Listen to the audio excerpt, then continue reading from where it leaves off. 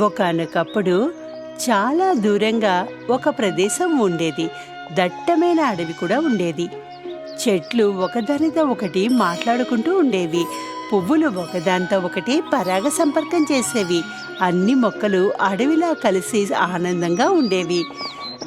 వసంతపు అందమైన రోజుల్లో ఒకనాడు క్యాక్టస్ మరియు పొద్దుతిరుగుడు మధ్య మెరుస్తున్న విత్తనం పెరగడం ప్రారంభించింది. ఆ పెరుగుతున్న పువ్వు క్రిస్మస్ రేకులతో అందంగా ఉన్న గులాబీ చెట్టు. హలో, నా పేరు రోజీ. నేను ఒక క్యాక్టస్ని. మిమ్మల్ని కలిసి చాలా ఆనందంగా ఉంది. మీ రేకులు చాలా అందంగా ఉన్నాయి రోజీ. నీలాంటి రేకులు నాకు ఉంటే బాగుండేది కదా. ధన్యవాదాలు. కానీ ప్రతి ఒక్కరూ తెలివిగా అందంగా సువాసనతో ఉండలేరు కదా, అవునా? రోజీ యొక్క అహంకార ప్రతిస్పందన అందరినీ ఆశ్చర్యపరిచింది. ఆమె పువ్వుగా ఇప్పుడే వికసించినప్పటికీ అహంకారంతో నిండిపోయి ఉంది. నేను ఇక్కడ ఉన్న వాటిలో చాలా అందమైన పువ్వుని. నా మెరిసే రేకుల్ని చూడండి. ఇక్కడ చాలా అందమైన మొక్కలున్నాయి రోజీ. వాటిలో నువ్వొక దానివి మాత్రమే. ఏమిటి? నన్ను ముళ్ళ చెట్టుతో క్యాక్టస్తో పోల్చడానికి ఎంత ధైర్యం నీకు? నేను అతని కంటే చాలా అందంగా ఉంటాను. క్యాక్టస్ అతను విన్నదాన్ని గురించి చాలా బాధపడ్డాడు, కానీ బదులుగా ఏమీ చెప్పలేదు. నువ్వు క్యాక్టస్తో చెప్పిన మాట అస్సలు బాగోలేదు రోజీ. కానీ నీకు కూడా ముళ్ళు ఉన్నాయిగా. నిజానికి నాలాంటి అందమైన గులాబీతో క్యాక్టస్ని పోల్చడం మంచిది కాదు. అందం గురించి నీకేం తెలుసు? నువ్వు కూడా వికసించవుగా. క్యాక్టస్ గాని ప్రొద్దుతిరుగుడు కానీ లేదా చెట్టు రోజీ వైఖరికి అలవాటు పడిపోయి ఉన్నారు. ఎందుకంటే ఆమె తనను తాను నిరంతరంగా ప్రకాశించుకునే పువ్వుగా ఉంది. రోజులు గడిచిపోయాయి. వేసవికాలం వచ్చింది. ప్రొద్దుతిరుగుడు చాలా సంతోషంగా ఉంది. ఆమె ప్రకాశవంతమైన పసుపు ముఖంతో రోజంతా సూర్యకిరణాలను అనుసరించింది. క్యాక్టస్ మరోవైపు శీతాకాలం అంతా తను నిల్వ చేసుకున్న నీటిని తాగింది. వేసవి అంతా తనను తాను శక్తివంతంగా ఆరోగ్యంగా ఉంచుకుంది. కొన్ని చిన్న పక్షులు కూడా నీరు త్రాగడానికి క్యాక్టస్ వద్దకే వచ్చాయి. ఈ వేడి వాతావరణం కోసం ఇతర మొక్కలు కూడా క్యాక్టస్లో నీటిని నిల్వ చేసుకోలేకపోయాయి. దాహంతో రోజీ కూడా వడిలిపోవడం ప్రారంభించింది. ఇప్పుడెప్పుడైనా వర్షం పడుతుందా? వర్షం పడాలంటే శీతాకాలం రావాలి కదా రోజీ. కానీ నేను దాంతో వడిలిపోతున్నాను. నా అందమంతా పోయింది. నేను ముడుచుకుపోతున్నాను. నీకు కావాలంటే క్యాక్టస్ ని సహాయం కోరవచ్చు రోజీ. క్యాక్టస్ ఇతర పువ్వులకు సహాయం చేయడంతో సంతోషంగా ఉందని రోజీ చూసింది. ఆమె ఇప్పుడు అతనితో చెడు మాటలు చెప్పింది కాబట్టి మాట్లాడడానికి చాలా అహంకారం అడ్డం వచ్చింది. అయితే ఆమె తల నుండి మరొక రేకు వాడిపోయి పడిపోయినప్పుడు తన గర్వాన్ని పక్కన పెట్టి క్యాక్టస్ని సహాయం కోరింది. హే క్యాక్టస్, నేను మిమ్మల్ని పైంటైని చాలా క్రూరమైన మాటలతో బాధ పెట్టాను. నన్ను క్షమించండి. మీరు ఈ అడవిలో అందమైన ఉపయోగకరమైన మొక్కలు. మీరు నాకు సహాయం చేయగలరా? క్యాక్టస్ రోజీ వినయంగా ఉండాలని ఎంచుకుంది. ఆమె అహంకారాన్ని పక్కన పెట్టింది కాబట్టి అతను తన నీటితో ఆమెను పంచుకున్నాడు. ఆమె జీవితంలో మరొకసారి తన లోపల చిగురించిందని, ప్రకాశవంతమైన రేకులు సూర్యుని కిరణాల్లో వ్యాపించాయని ఆమె భావించింది. ఆ రోజు నుండి రోజీ తన స్నేహితులను వారి రూపాన్ని బట్టి అంచనా వేయకూడదని నేర్చుకుంది. ఎందుకంటే మనం ఒకరికొకరు ఎంత భిన్నంగా కనిపించినా మనలో ప్రతి ఒక్కరూ అందమైన సహాయకారిగా రూపొందించబడ్డాము.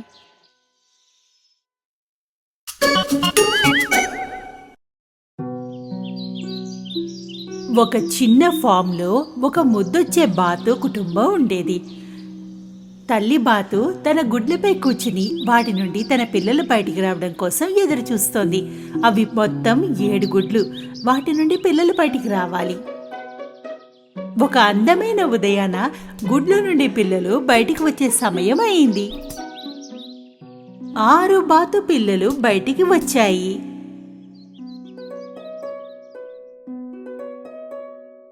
బాతులు తమ ఈ కొత్త ప్రపంచాన్ని అర్థం చేసుకోవడానికి ప్రయత్నిస్తూ క్వాక్ క్వాక్ అంటున్నాయి. తల్లి చుట్టూ తిరుగుతున్నాయి. కానీ ఆ గుడ్డులో ఒకటి అన్నిటికంటే పెద్దది. అందులో నుండి పిల్ల బయటికి రావడానికి ఎంతో ప్రయత్నిస్తోంది, కానీ బయటికి రాలేకపోతోంది. అందువల్ల తల్లి బాతు ఎంతో కంగారు పడిపోతోంది. చివరికి 7వ గుడ్డు పగిలింది. ఆ బాతు ఏమీ అర్థం కానట్టు అటు ఇటు చూసింది. ఆ బాతుకి తన అక్కలు అన్నలు కూడా తనని అదే స్థితిలో చూస్తున్నారని గమనిస్తున్నారని తెలీదు. ఎందుకంటే ఆ బాతు వీళ్ళ సోదరులాగా ఏమాత్రం కనిపించడం లేదు. అది కాస్త పెద్దగా ఉంది. దానికి బూడిద రంగు రెక్కలు కూడా ఉన్నాయి. మిగతా బాతులన్నీ చూసి నవ్వసాగాయి. నువ్వు ఎంత అసహ్యంగా ఉన్నావో, నువ్వు మాలాగా అస్సలు లేవు. నాకు అర్థం కాలేదు. నువ్వు నీ అన్నల్లా అక్కల్లా ఎందుకు లేవు? అసహ్యమైన బాతు, అసహ్యమైన బాతు, అసహ్యమైన బాతు, అసహ్యమైన బాతు. కొంతకాలానికి బాతులు పెద్దవి కాసాగాయి. కానీ ఆ బాతుని మిగతా వాటితో పోలిస్తే చాలా పెద్దదిగా ఉంది. దాని రెక్కలు బూడిద రంగులో విచిత్రంగా ఉన్నాయి. నువ్వు ఎంతగా త్వరగా పెద్దయిపోయావు, ఎంత అసహ్యంగా కనిపిస్తున్నావో. సమయం గడిచిపోతోంది. ఆ అసహ్యమైన బాతు ఇంకా విచిత్రంగా పెద్దగా పెరిగిపోతోంది. దాంతో ఆడడానికి ఎవరూ ఇష్టపడట్లేదు.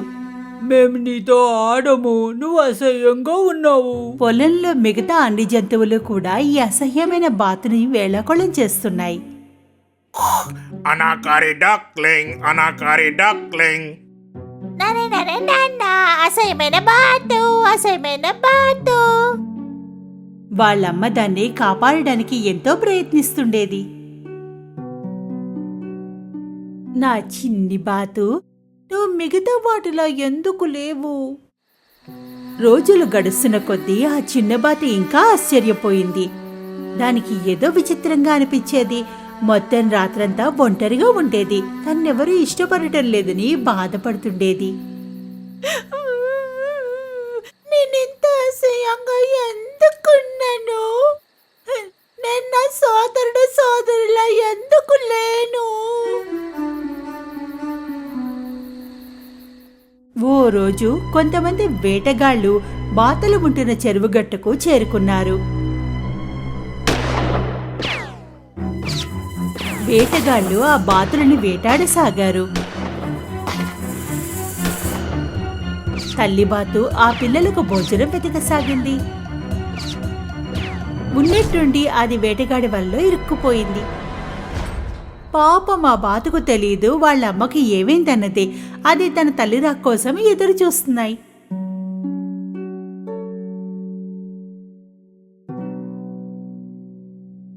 పాపం వాళ్ళకి తెలియడం లేదు ఏం చెయ్యాలో.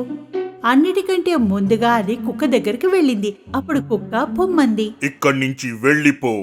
మరి నన్ను ఎవరైనా నీ వంటి అనాకారి డక్తో మాట్లాడడం చూడకూడదు. కొంచెం సేపటి తర్వాత కోడి దగ్గరికి వెళ్ళింది. కోడి కూడా దాన్ని వేళాకోళం చేసింది. నీకంటే నేనే అందంగా ఉంటాను. కొక్కరక్కో. ఆ బాతు బాధపడింది. ఎవరికి నేను ఇక్కడ ఉండడం ఇష్టం లేదు. ఒకవేళ మా అమ్మ వెనక్కి రాకపోతే ఈ పొలంలో నేను ఉండడానికి కారణమే లేదు.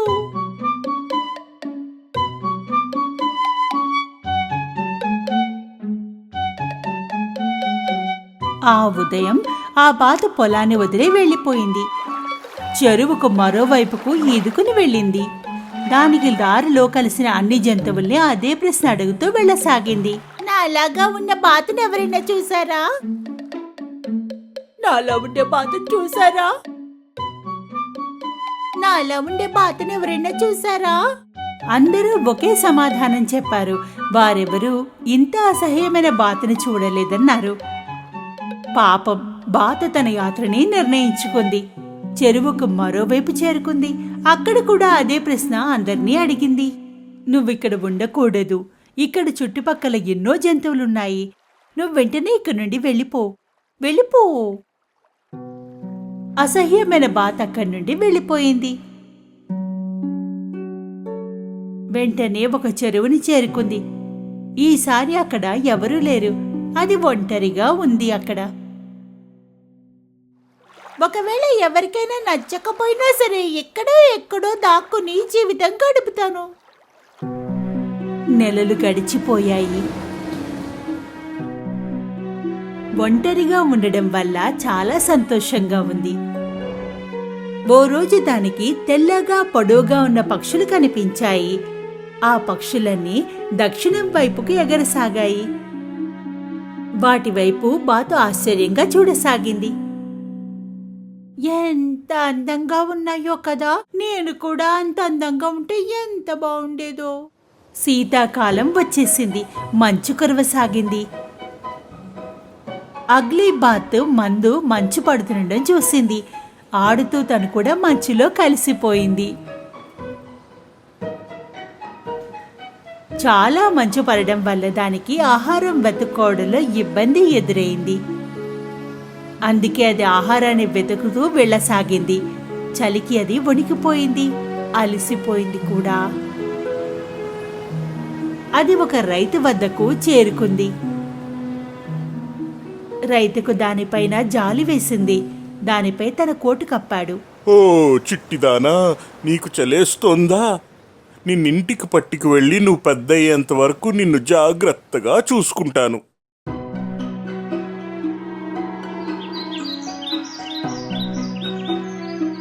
రైతు ఎలా చెబితే అలాగే చేసింది.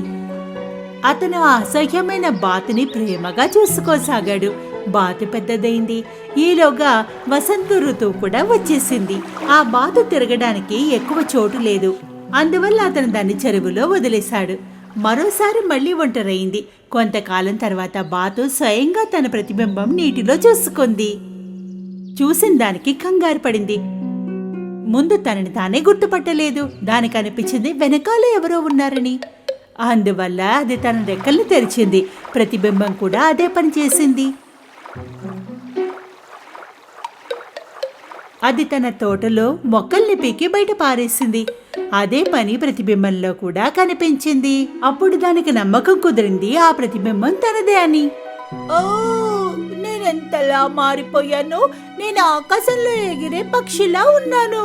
నేను ఇంటికి వెనక్కి వెళ్ళాలనుకుంటున్నాను. అలా బయలుదేరింది. ఆ చెరువులో ఈత కొడుతున్నప్పుడు దారిలో దానికి హంసల గుంపు కలిసింది. ఎందుకంటే అది వాళ్ళలో ఒకటిగా ఉంది. దీన్ని తమలో కలుపుకున్నాయి.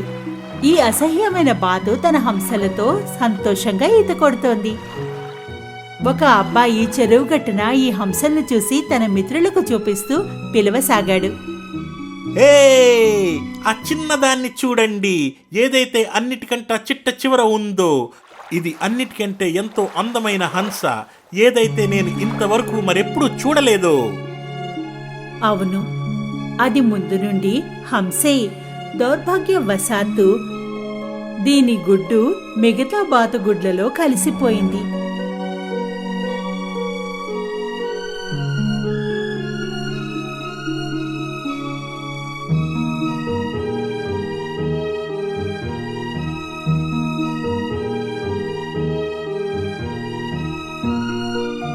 కానీ ఇప్పుడు అది అసలైన కుటుంబంతో కలిసింది.